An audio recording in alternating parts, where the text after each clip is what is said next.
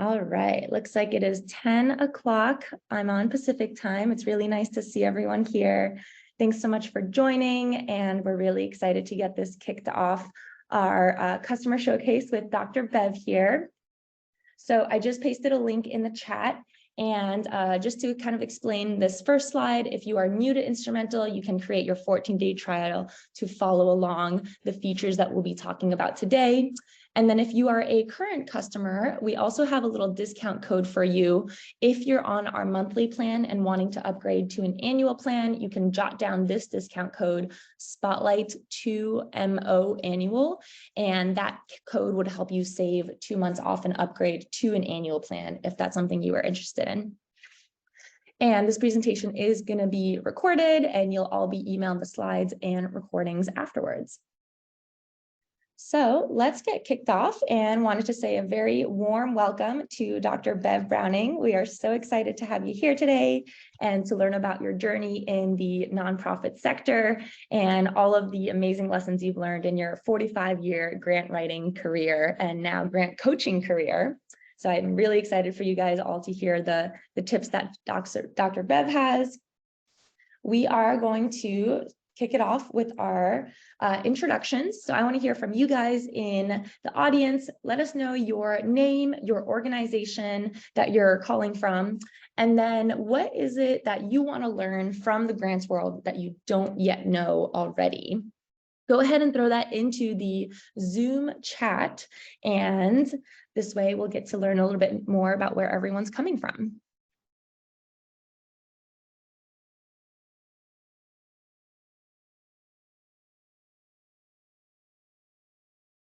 Hey, Pamela, good to see you here. Looks like we've got folks in California. Hey, Debbie, people calling in from Virginia.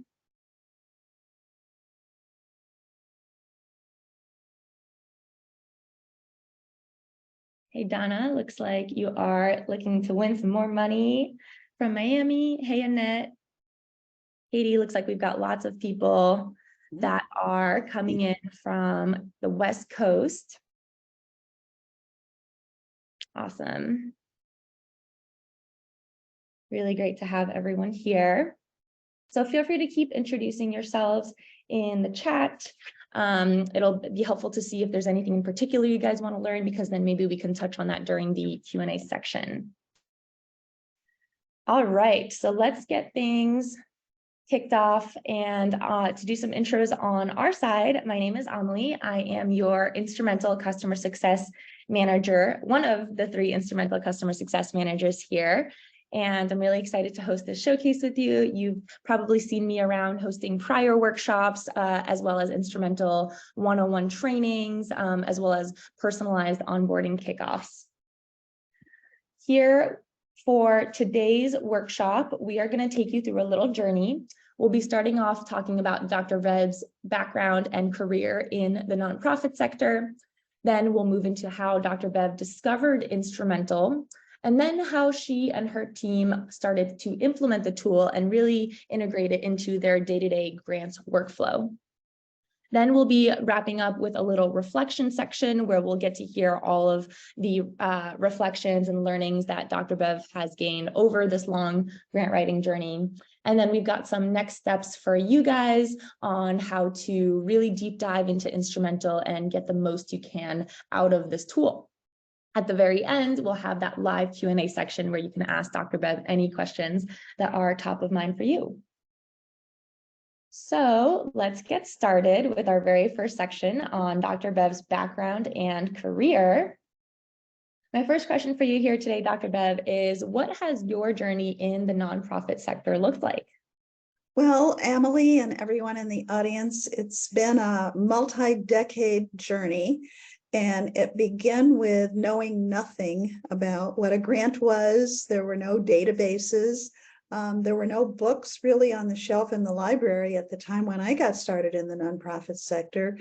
And so coming along and seeing the technology that has emerged, the experience that I've gained writing grant applications, being on governing boards for nonprofits, it's given me an entire 360-degree view of how hard it is to have a journey in the nonprofit sector and not be touched by grant seeking, grant research, grant writing. It's all around us. And sooner or later, even if that's not in our job description, we're going to be asked to pitch in, be a part of a team, and do something. So learning, knowing, being able to help, being able to do due diligent grant research and find the right matches, that's about the journey. That's the journey for everyone, because it pays our salaries. It takes care of our clients. It keeps a roof over or shelter over our staff. So my journey is like the journey of everybody here today and millions of other nonprofit sector volunteers, staff, and governing board members. It's always about connecting the nonprofit that we serve and love to the dollars that are out there by helping them find them expeditiously. I love that, Dr. Bev. You have gone through such an amazing long career, and it's just so inspiring to hear that, now you can see that bigger picture of, entering the nonprofit sector and using it as a way to connect these funders with all the amazing organizations doing good in the world. And so I'm curious to dig in a little deeper on your transition to that industry. What inspired your transition to grant-specific work? I was a volunteer governing board member at the Voluntary Action Center in Flint, Michigan.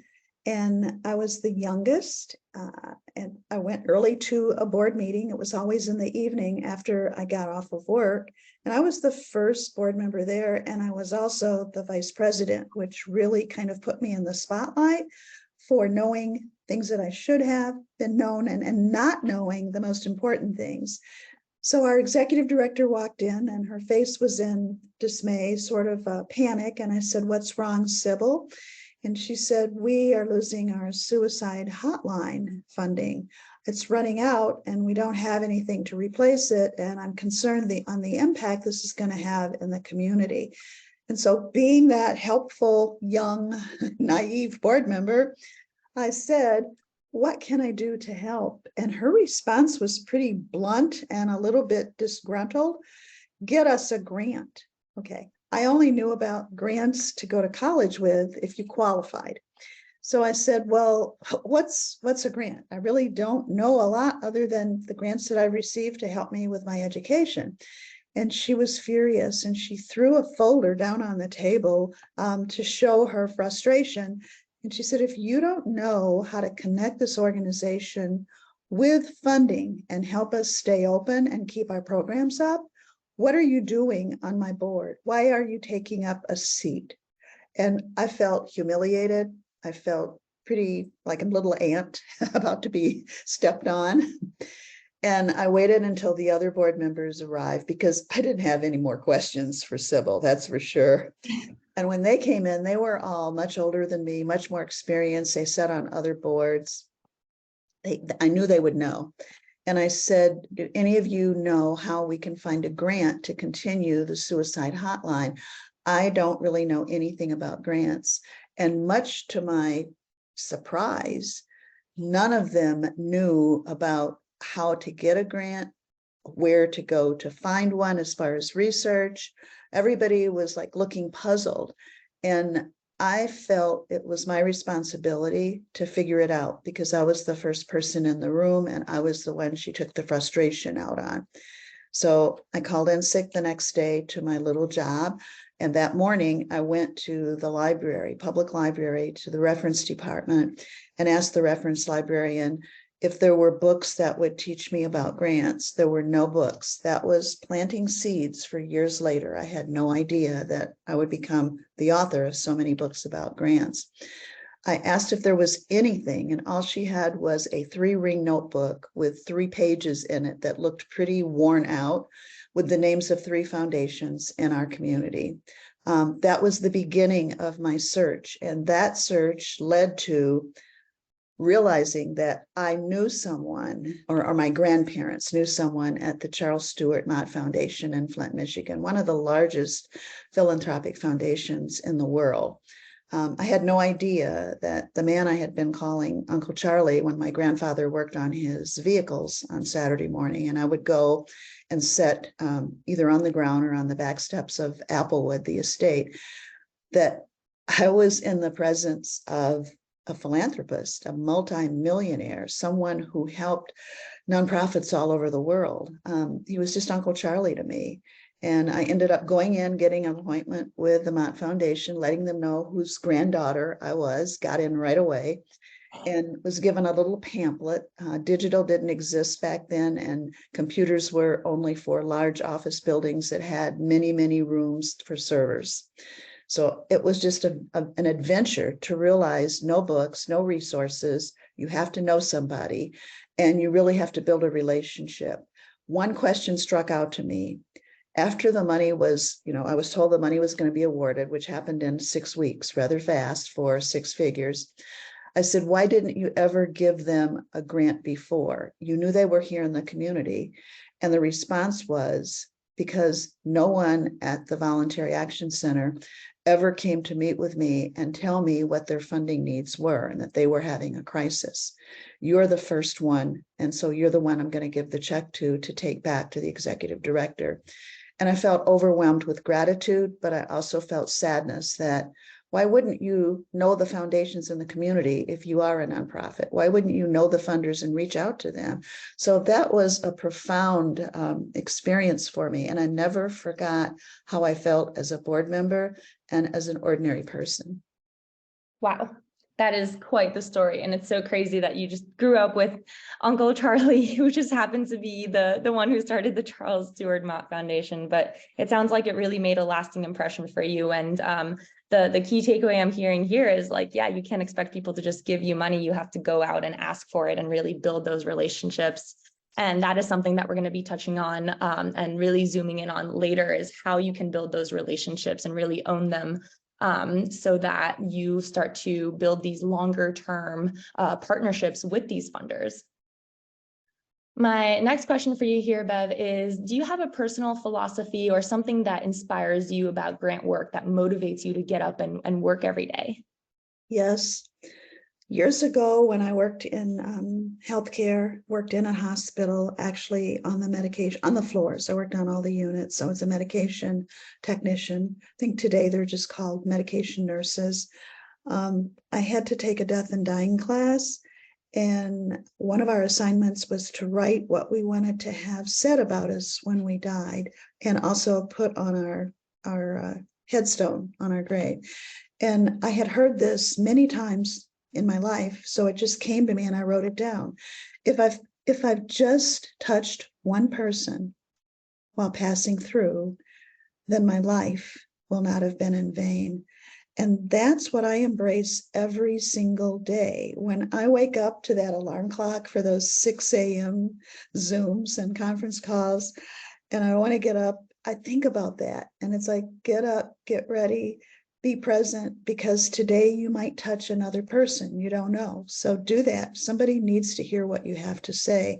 So that motivates me to do this every single day and to love what I do and not be a procrastinator and to really dig deep on everything that I touch.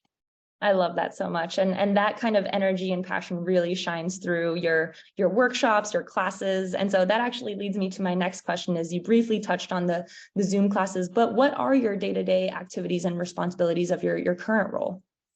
Well, I'll start with the thing that keeps me the least busy, and I'll end with the things that keep me the most busy. I am a founder and co-owner and governing board member of a new community bank in Phoenix that opened last year. So I'm very active on several committees and work with staff whenever they need me. I also created the Integral Bank Foundation, which is a spin-off branch of our bank that will be doing grant making in the community in 2024. We are still in our fundraising stage. And by the way, I have an Instrumentl project set up to look for funding for the Integral Bank Foundation, pretty much starting in the next couple of weeks or so. I also have Bev Browning LLC. That's where I actually host my coaching and mentoring courses for new and struggling grant writers, as well as grant writing consultants who want to expand their revenue streams and also understand risk mitigation when it comes to having contracts and having responsibilities or statement of work. And then finally, I've had a nonprofit 501c3 private non-operating foundation since 2007. And I do a lot of my online teaching. My other courses are all live Zoom based, but I actually have some asynchronous courses through Cengage Learning, known as Ed2Go. And so that's Monday through Friday, and sometimes on the weekend if I'm updating links for my students to click on or telling them about Instrumentl. Amazing. Yeah. So it sounds like you're doing a lot. You're running the nonprofit, also the bank, and teaching those online Zoom classes. So for those of you who might be new to grant writing and want to check out some of those courses, definitely check out Bev Browning's online coaching classes. I think you'll find those to be pretty helpful. We're going to switch gears a little bit and start to talk about how Dr. Bev discovered Instrumentl and what made her realize that it was the platform, her grant prospecting platform, that was a good fit for her role. So my very first question here for you is, when did you first discover Instrumentl and how did you hear about it? 3 years ago, I received an email from someone I didn't know. I believe her first name was Gary, Gauri. She was the CEO of Instrumentl and just getting everything up and going. And she invited me to Zoom with her to hear about the platform that she and her team were building, and to also see a demo of what they had so far.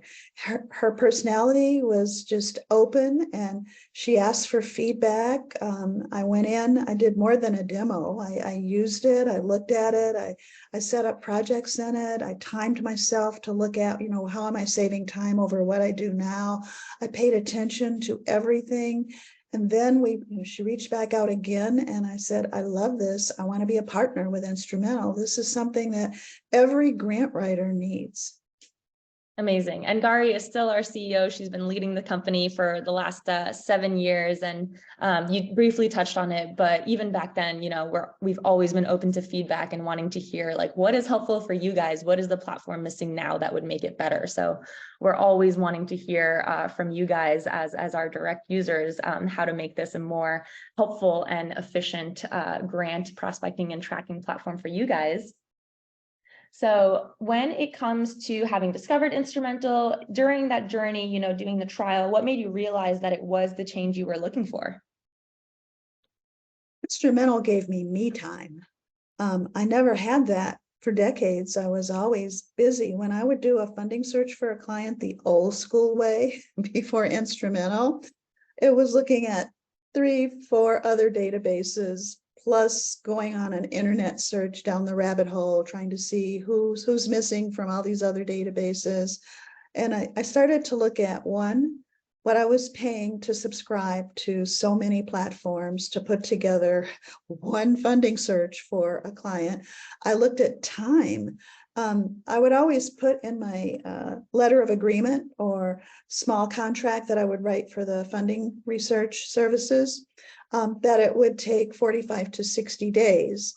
Well, that was true. It was every day looking, hunting, pulling pieces. No one site had everything in one place. It required me to look on multiple websites to figure out the whole picture about the funder. And that was even more frustrating. So when I demoed Instrumentl and then finally became a subscriber, it happened right in front of my eyes. Things that I had been taking a month and a half to do. The little circle spins and then a little square pops up and it tells you how many foundations, grant opportunities, all of that. And then you start going through the list and you're overwhelmed when you actually open a profile and you see everything that took you forever to pull into one folder on one client has already been pulled together through the amazing algorithms. So that's the change I was looking for. I needed more free time. I'm not used to having free time after all these decades. Instrumentl gave me my life back. Wow, I really love that. And yeah, the key takeaway I'm hearing is like, you didn't have to finally go through all 4 or 5 different sources that you used to. It was all amalgamated into that one central source. I think one of my favorite quotes from you, Bev, is one time you were mentioning that Instrumentl does in 20 minutes what you used to take 40 hours to do and search for, which is a crazy amount of time back for me time, as I loved your way of calling it. So when it came to making sure Instrumentl was going to be that platform you would run with in the future, how did you make that transition? How did you go about making the switch in tooling over to Instrumentl? I created a spreadsheet with pros and cons about everything that I was subscribing to, and I included Instrumentl in that spreadsheet as well. I looked at the information that wasn't available on each of the other platforms, and the amount of money that I was paying out either monthly or annually for those platforms. And I also put in time on task. Then I did Instrumentl and put in the amount, put in the time on task, the ease of everything. And I just started canceling all my other subscriptions. And it's like, that's it. I'm going with Instrumentl. I'm going to recommend this to my students. I want to be a partner. I talked to Gary and I said, how can I partner? How can I help you get this platform out to the world of grants? This is important. We need to do this, literally. So the change was easy once I did the comparison monetarily and convenience-wise, time-wise, and options available to look at, information fields that are not on every other platform. Love it. Yeah, that spreadsheet sounds like a very organized way to map out the pros, cons, and time savings, monetary value. I love the partnership that we've been able to establish with your business and really helping each other out. Get the grant writers using Instrumentl, but then also educating them on the whole grant writing industry with your courses. When it comes to implementing Instrumentl, this is going to be our next section here for you guys. I know the platform has changed a lot over the last 3 years that you've been using it. And so I'd love to hear, looking back at your earlier stays, what did your typical session look like? It looked like a fish out of water because I wasn't used to having everything in front of my eyes on the computer screen, and I didn't know where to look first. And I was clicking on anything and everything to learn more. I was eager. I took screenshots. I kind of like, you can do this, you can figure this out. And I realized that I didn't have enough keywords in my mind for anything. So by even typing one word, and having that pop-up, window with all the ideas where it might fit, that really helped because my keywords were limited. And now I know right away. I set up a project 2 days ago, and there was no doubt the keywords that we're going to actually match up came in. The geographic area, it was awesome. And I think back at first, I think I was afraid because it was new. I thought I would, break something, get locked out of the system, not be able to see. And it always was helpful. And when I had questions, I emailed the team and said, how do I do this? Can you take me through how to use this? And everybody was there. Nobody said, I can, book you in 3 months. We're really working on a project right now. Or I didn't get voicemail or never a callback or some kind of a info@return email. We received your inquiry and someone will get back with you. It was just a person. And that's what impressed me so much. Helpfulness, customer service is at the very top of the thermometer. I love that. Yeah, I know for you guys out there, if you're hopping into a new platform, it can be overwhelming to see so many buttons and so many features. So Dr. Bev's way of just, clicking on everything just to see what it does is a great way to start to explore a new platform. But like she mentioned, our customer support team is here for you. We're always happy to hop on one-on-one trainings. We've also got group trainings every week. And so I'll be able to link you guys to all those trainings at the end of today's session. Just stay with us until the end. Compared to those early days, Bev, over this 3-year journey, what would you say life is like now using Instrumentl? Life is like free time. It's easy. I can plug a project really quick. And, when we talked earlier about today, I didn't even know that I could have 20 project folders. That's still how much I just thought I was back in the old days when I had a limited, specific number and it wasn't 20.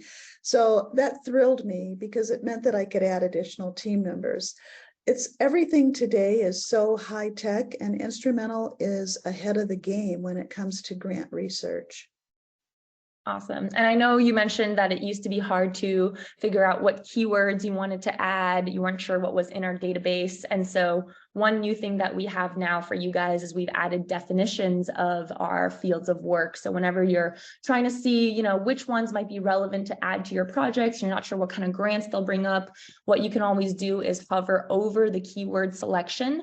And this little eye information icon will actually tell you the definition of those keywords so you can see whether it really is relevant to add it to your project.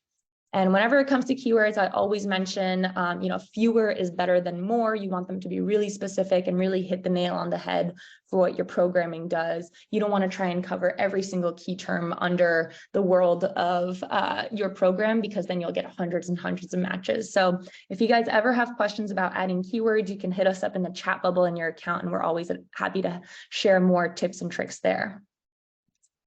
Something else, Bev, that I know we had touched on that has changed for you in the last 3 years is you've been able to switch over to our consultant subscription. Is that right? Yes, and I love it. I was able to add my team members so that they could not only use it for projects that I had assigned to them, but for their own consulting businesses. So it was like a win-win where they, could go in and use this, and I can see the activity. I can see their search results. I can look at them to make sure they're matching up with what our client is, asking for in the contract that we have. So it's been really good to have this available to my team members. Awesome. Yeah, for those of you out there in the audience, we last April launched a consultant subscription. So if you're a freelance grant writer or consultant working with multiple clients, this is a really great subscription that'll help you set up different client profiles and really keep all of your different clients' projects organized. And these client profiles will specifically help you get better location matches. So if you guys have questions about, switching to a consultant subscription, let us know, and we're always happy to help you make that transition. So now that you've been using it for the last 3 years, you've really become a pro at using the tool. I'm curious, what are your favorite features that make Instrumentl worth using year round? I like the opportunity that's now available to filter by a funder's past giving. That really helps me nail down the amount of the grant requests, looking at what was the average, not so much the high or the low, but what are those that are in the middle, and where can a first-time grant applicant with one specific funder, where can they fall on their grant request? How massive or how small should their program be? Yes, this is one of the new things that we launched about 2 years ago. It's an advanced 990 insight. Bev is talking about this openness to new grantee data. So if you're a first-time applicant, you can actually dive into a funder and see, over the last 3 years, what % of awards have gone to new grantees? Are they actually open and receptive to new applicants, or are they really just focused on their returning applicants?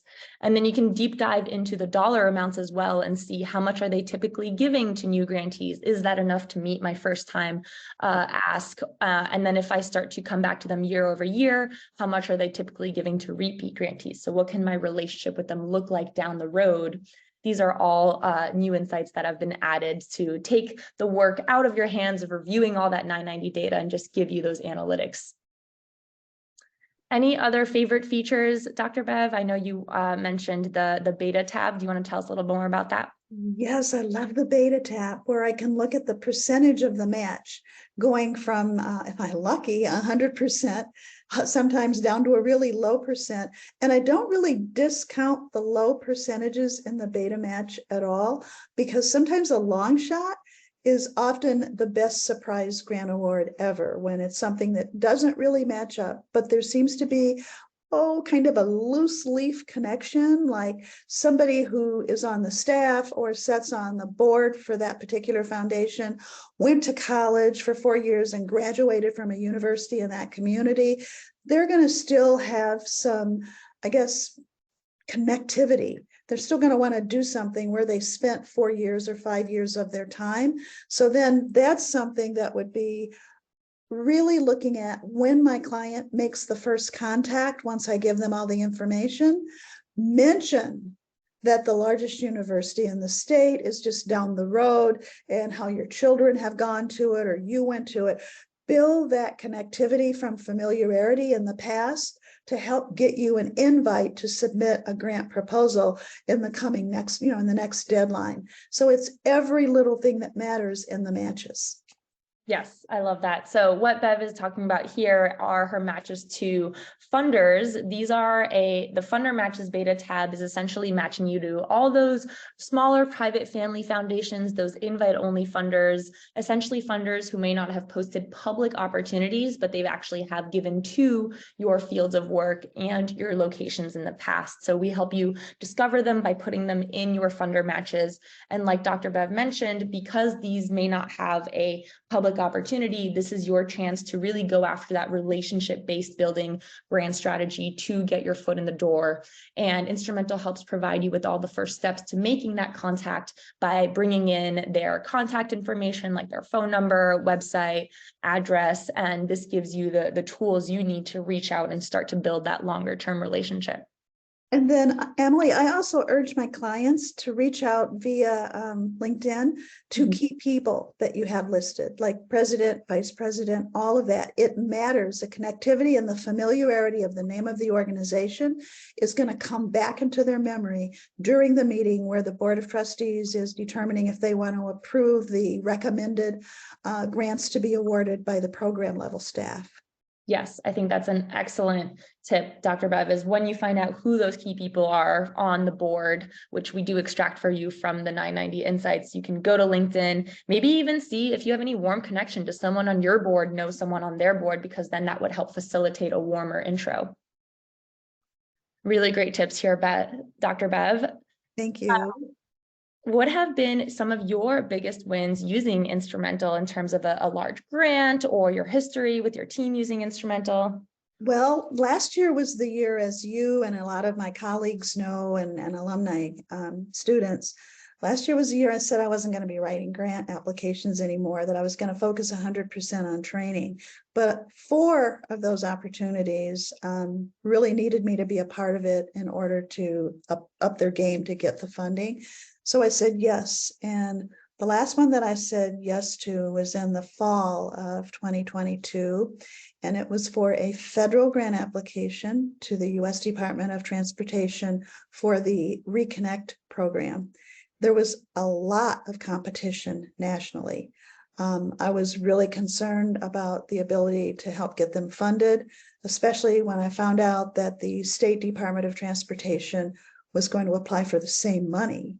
And obviously states trump local applicants. So that was another doubt that entered my mind and kept haunting me the whole time I worked with the team. But we did put together an award-winning planning grant application, and it was funded, I believe, somewhere between 1.6 and 1.9 million. And it wasn't announced right away.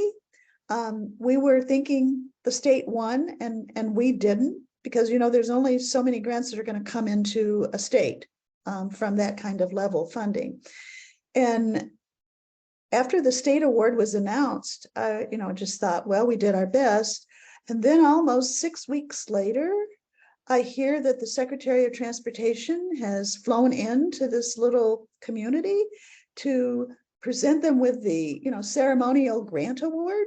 And I was just blown away that they did receive a very highly competitive grant, and that it is going to help restore something that was removed during the days of urban renewal, or that was built during the days of urban renewal that cut a historical community in 2.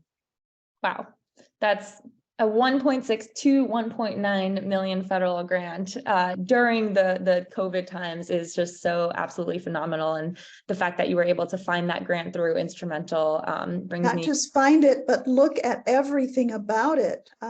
What was the past history? What communities were funded previously? How many of those grants, that were similar even, that were large scale national grants, went into this state?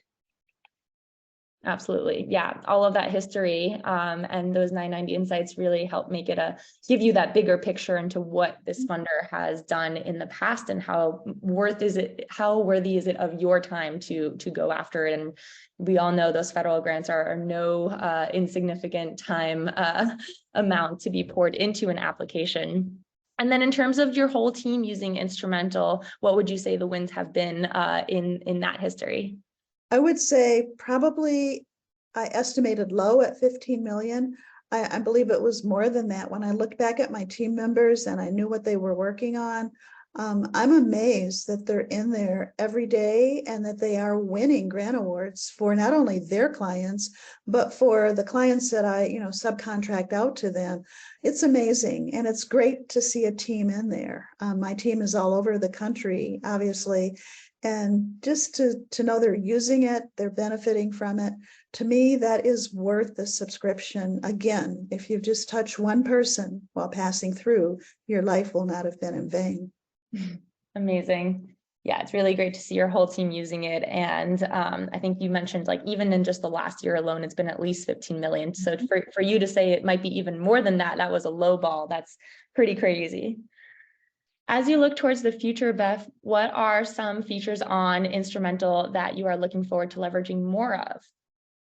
Well, I went through and I actually was on it for about 8 hours this weekend because I'm so used to just doing it without consciously thinking because it does all the work for me. I actually had to write down what my favorite parts were. So I love sorting by best match. And then the filters for the exact matches. Oh my goodness. Funding use, field of work, location of the project, location of the residency, past giving, funder type. I had so much fun. Funder matches, giving rate to new grantees was important because a lot of times I do end up training governing boards for brand new nonprofits who want to go after grants, what I feel is far too soon in the first year when the ink is still wet on their tax exempt letter. I encourage them to start small, baby steps, like 2,500, 5,000. Let's see how you do with this. Let's help you learn grant management. So knowing that there's someplace out there that will say a giving rate to new grantees, you're far above the rest. Nothing else does that. Also, access to the most recent 990. That I love. I love reading 990s. I always go to, I even use it for the consulting fees. So, who are the 5 top paid individuals that are receiving compensation and what are they making or what did they make in that fiscal year? And then to divide that by 52 weeks or by the number of work hours at 40 hours a week times 52 tells me where I should be charging or setting a fee if I'm going to propose services to a potential client. So I use their 990s in so many different ways.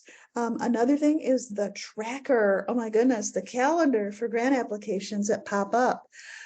Right now or in the past, I had been using my Google Calendar for everything, personal grant deadlines, grant reporting, and it's like it makes you see double. It's so crowded. But to see all of this in one place and to just be able to look at it and say, this is the grants calendar.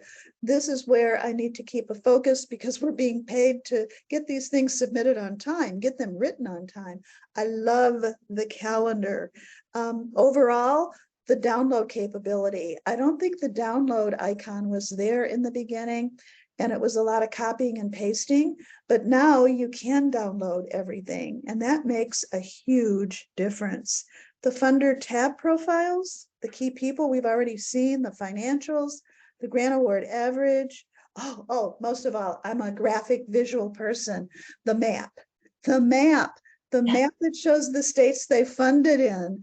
Even if they're on, like if I have a small state, and I'll say maybe like Vermont or Idaho as a client, I'm even looking at the states around them because I believe money will cross the state line if you write enough gloom, doom, drama, and trauma. You can draw it in. Love it. So just to give a little deep dive into all the features that Dr. Bev just mentioned, one of the newest ones that we're excited for you guys to leverage more is this past giving filter, which essentially lets you narrow down your opportunity matches by who has this funded who has this funder given to in the past. So if you were to check off these two boxes, this will actually weed out the funder matches who have never given to your counties in the past. And that could be a great way to start to prioritize which opportunities you want to look at first. Another one that Dr. Bev mentioned is the ability to filter your opportunity matches by field of work. This is a new one that we just launched about 2 months ago, where now you can go into your opportunity matches. And when you check off a keyword and toggle on exact matches only, that little toggle is a really powerful capability that is going to weed out those broader umbrella category matches and hone in on the ones that are an exact match for that keyword. So you'll notice that this toggle will take your matches from like 400, 300 to maybe 9 or 20 or 15, a much more digestible priority list of grants to review first. I highly recommend you guys check out these filters in your opportunity matches. And then one that I wanted to ask if you had a chance to play around with, Dr. Bev, I know we had briefly talked about the ability to reverse search similar nonprofits and see who has funded them. This is one that I think people forget you're able to do in Instrumentl, but you can always look up a nonprofit in our quick find search bar. And when you look up their name or their EIN, you'll be able to find a table called past awards received, which tells you everyone who has funded that nonprofit and for what grant amounts and for what grant purposes. So these are 3 that I recommend you guys check out if you have not already been utilizing them. And we're going to start to transition over to our very last section on reflecting. And my first question for you here, Dr. Bev, is what are some of the biggest lessons you've learned throughout your 45-year grant writing career? Don't be afraid to ask for funding. Don't be afraid to approach a potential funder or a member of the funder's team to introduce yourself, share a business card, let them know what you do, let them know who your clients are, and ask if you can stay in touch. I used to be really shy about that because I thought they didn't want to be bothered, kind of like celebrities in the grant making world. But they're there to do a job, and they can't do their job if they don't know the needs in the community. And if we don't share that and talk about who we're representing, then we've kind of taken a misstep in what our mission is, and that is to get funding for those clients that we work for, employers as well as our clients. I always think in a consulting mindset, but I know that there are employees on today too. So don't be shy when you go to a community meeting and there's a lot of people there and you see someone with a tag on and they're from this huge foundation that you've never approached for funding. Go up, introduce yourself, have a conversation, get to know them, because you are opening the door for everybody who's at the C-suite to be able to walk through that door and talk more about the organization. Yes, that is like the number one key advice is don't be afraid to talk to people, establish that human connection. You never know who is going to be able to help you out with an application, or even if they're not directly tied to the foundation, who they're connected to, because that network will only build your own personal network. What is, Dr. Bev, one piece of advice or encouragement that you have for those who may be hesitant to adopt a platform like Instrumentl? So I have a couple. One, this is not a cheap platform like the others, where you might get the right information or you might get something generic. This is one that's worth every dollar that you'll be investing, because 1, you're saving time, 2, your matches will be more accurate, 3, you'll have all the information in one place. You can not just look at the pre-award work that you do with grants, but the post-award as well. You can put all your files in the folders and save them. So the next time you want to look at what did I write to them 2 or 3 years ago, there's a folder that houses that. This makes life so easy for an employee and a consultant to be able to use this platform. The investment is worth everything. Please don't be hesitant.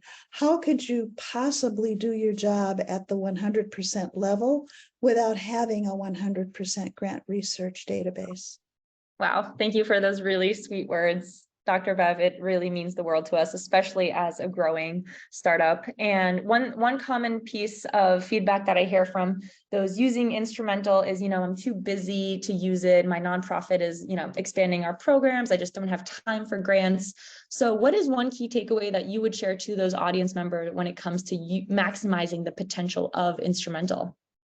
Keep in mind that the national norm for the percentage of a nonprofit's annual operating budget, the percentage that should be allocated or counted on for grant awards, ranges between 15 and 20%. I've heard 17%. I've seen 20% many times across publications in our industry. And I've also seen the low of 15%.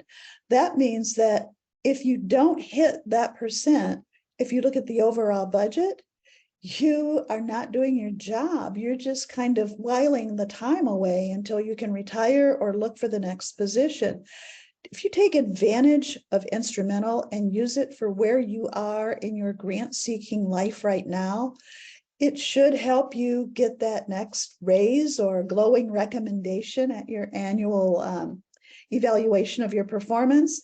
And if you're a consultant, it's going to help you do your job faster and serve more clients.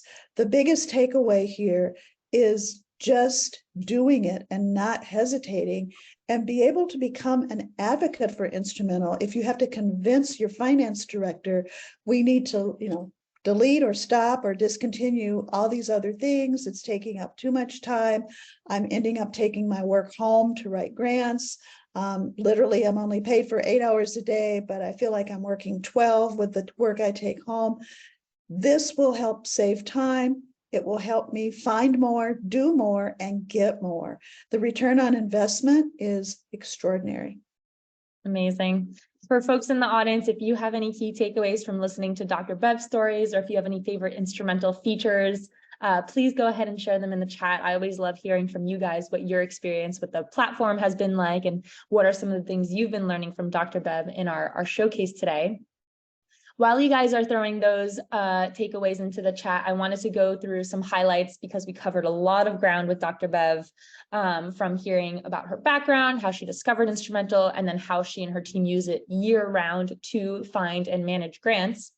So one of the highlights that I wanted to talk about here is obviously the prospecting section. Going through hundreds of matches can be really time consuming. Dr. Bev had 4 different sources. That was different tools to amalgamate that data, but now she's able to get that all centralized into one prospecting algorithm. And more importantly, really utilize some of our new features and new filters to narrow down on the best opportunities for her. So definitely check out these filters. I think they're going to save you guys a lot of time when you're going through your new matches. And because of that, now Dr. Bev can save 3 hours per week on that grant prospecting section. The other highlight I wanted to mention here is that it can be really hard to stay organized when your team of grant writers are all managing different clients. So something else that Dr. Bev has been able to solve for that is our consultant subscription, which now allows each of her team members to set up their own client profiles and tie those profiles to their own client projects. As a result of that, now her team's trackers are all organized by the right fiscal year, and each of their clients' projects get more accurate location matches. And having it all in one subscription makes it really easy to then collaborate amongst the grant writers and share insights. So let's hop into our final section before we get to the live Q&A. And I wanted to share some next steps for what you guys, folks in the audience, can do here if you're feeling inspired and want to either start using Instrumentl or level up how you are currently using it. My first next step for you here is, if you are on a trial or already have your own subscription, we've got a ton of really great free trainings that you can access under your bottom left help center, where the little question mark is. You'll see a link that goes to free training, where we've got these one-on-one courses. We've got other showcase recordings where you can learn from other nonprofits and grant writers how they're using Instrumentl and have set up a scalable and repeatable workflow for it. I'll also be sending out the slides for this after this workshop, and you'll be able to click on these links from the slides and sign up for future live grant writing workshops. The other thing you guys can do is under that help, bottom left help section, you'll see a best practices link. And this is a page that I built with a bunch of mini video tutorials that teach you how to really get more out of each of the prospecting and tracking features. Some of the videos that Bev touched on today are recipient profiles. That's going to be the last one on this page. It teaches you how to reverse search nonprofits similar to you and see who's funding them. And then the video right before that on funder matches will teach you how you get matched to those invite-only funders and smaller private family foundations. So check out that page with the best practices. And yes, Joanna, I love that you also mentioned the blog post. That's also going to be in your, the blog is going to be in your bottom left help center. And what I'm talking about is this right here, where this little question mark is. If I click on help, you've got free trainings, those best practices videos, and then the blog is going to be grant writing resources. So this blog has a ton of really great articles. My favorite section here is grant writing guides. And here we've got tips on storytelling effectively and how to build relationships with funders, how to write a first draft LOI. So definitely check out these grant writing guides. I'll actually post the link in our chat right now so you guys can bookmark it. And then if you have not created your 14-day free trial yet, go ahead and download that using Dr. Bev's referral link so you can get $50 off your first month. Or if you are a current customer, you can actually schedule a success section with our customer success team. I'll go ahead and paste that link in the chat as well. And this will allow you to set up a one-on-one training to help you get more out of the tool if you don't think you're using it enough.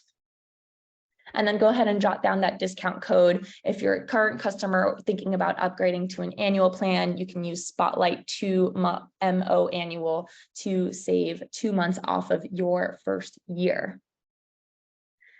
Don't worry, you'll get all of this in your inbox. I know it was a lot of information, so you guys will get these slides. And then we are going to also touch on how you can RSVP for other upcoming grant workshops. We've got one more spotlight coming up on May 16th. That one is going to be with Beth Kander-Dauphin. And the blog is what we were just mentioning earlier. That link is in the chat. So let's open up the floor for our Q&A section here. And I want to invite Becca to help me with this Q&A section. So Becca, what kind of questions do we have from our audience? And let me make sure that you actually are able to come in and unmute yourself.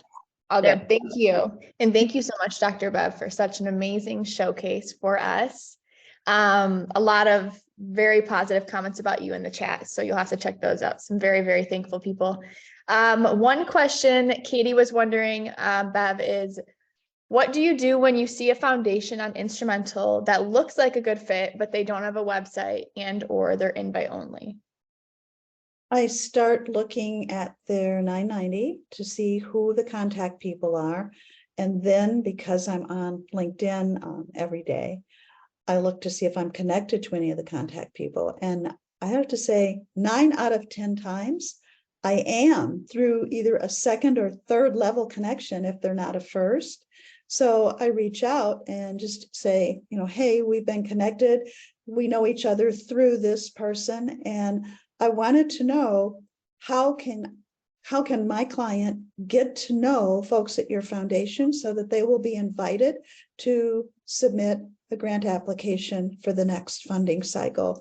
And I've never had an opportunity where somebody didn't respond very kindly and give me tips or say, hey, can we jump on a Google Meet? I'd like to have you meet this person. She's over programming for this area of grant making. And I think that she can help you a lot. People are very, very helpful. There should be no intimidation about reaching out, using Instrumentl and building a platform of connections from that point so that you have a way in the door.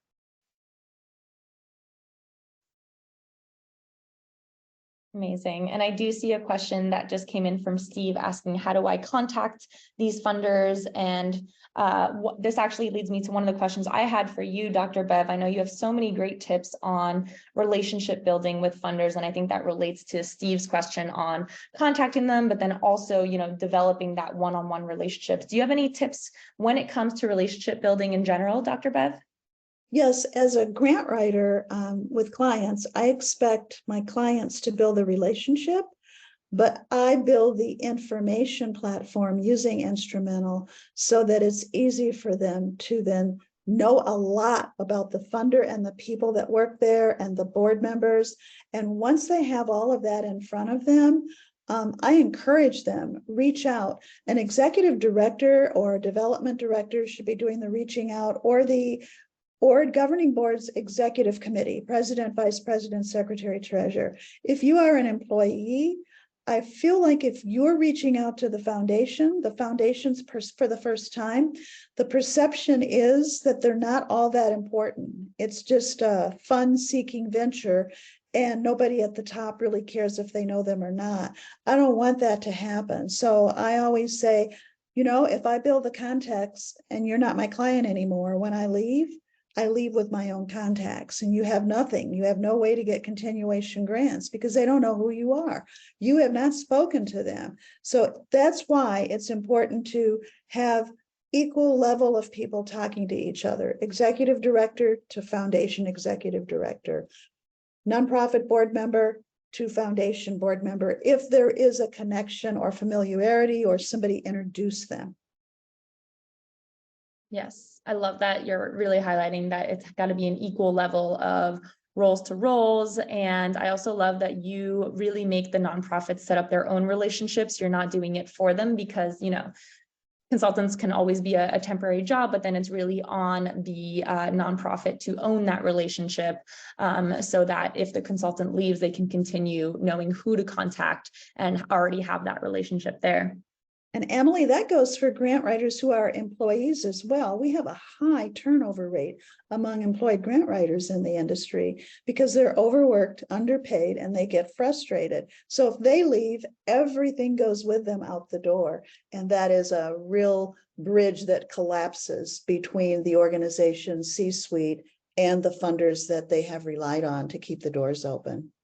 Absolutely. Yeah. One of the articles I recommend you guys checking out on our blog is how to build relationships with funders. And there are some really great tips in there. We also have another article on how to get noticed by invite-only funders. And both of those are going to have some great tips for exactly what we're talking about here. Another question I had for you, Dr. Bev, here is you mentioned in one of our earlier conversations that you use ChatGPT now to help out in the grant writing and grant management world. Can you share some tips for how others in the audience can use that new free AI software to help them with grants? Yes, and I would like to mention I have the subscription based at $20 a month, only because I get a better return than the free one with ChatGPT Pro. So I use it for statement of need research, and I'll drop in the community, the issues, the target population, and I'll ask it to put together a profile of all the statistics and demographics available and include website links to where that information came from so that I can then look at how I want to build my statement of need narrative and incorporate that information. It saves a lot of time, a lot of research. I use ChatGPT every day for one thing or another. It is a great course builder tool. It is also a good way when my cohort students are in my live Zoom training, when they turn in their ongoing capstone papers during the early weeks, I will look at a paragraph that I want to improve. And once I apply Grammarly and maybe I'm still not happy with it, I'll now drop it into ChatGPT and say, write this and include a more human connection language. And I get back this great piece, and I'll show them an example of how they could reword it in order to increase the percentage of having their application awarded. I love that. Yeah. So it sounds like you're using it a lot in your to help with your storytelling narratives, And there is a free version for those out there who want to try and give it a go. It's actually helping me a lot in my day-to-day as well. Sometimes I've even just asked it to give a lot of tips on relationship building, and it's a smart tool. Very smart. I know, Steve, you had another question asking, how do I get grants that cater to our nonprofit? This is going to be in Instrumentl. The best thing you can do here is to set up a project that will capture your nonprofit's fields of work. So whenever you sign up for a 14-day trial, we have this concept of projects, which is essentially like a saved search where you can detail what your nonprofit focuses on. I recommend actually setting up a project for each of your program areas. So let's say, for example, you have a program that feeds the homeless. When you set up a project, what you can do here is add keywords that detail what this is focused on. So food access and hunger, food security, what locations your nonprofit covers. You can put those in the counties. And then all of this search criteria is used to then bring up a list of opportunities that match your nonprofit. So you can see that saved search has given me 200 opportunities here. Those are going to be the grants that cater to your nonprofit using your search criteria. You can go through these and start to save the good fit ones and hide the bad fit ones. If you have any other questions on how to set up projects or how to use Instrumentl when it comes to finding grants for your nonprofit, reach out to us through the chat bubble in your account. Or if you don't have an account yet, you can email hello@Instrumentl, and Becca is on the other side of that email inbox. We're always happy to help you out. All right, it looks like we have gotten through all of the questions here today. So thank you guys so much for staying on through this workshop. I will be sending out the slides and the recording later today or tomorrow. So keep an eye on your inbox, and we'll be back on May 16th next week for our next showcase with Beth Kander-Dauphin. All right. Thank you everyone so much. We really appreciate you guys joining today and look forward to seeing you at future workshops. Thank you, Dr. Bev. Rebecca. Thank you so much. This has been great. Thank you. Have a good rest of your week, guys. Bye-bye.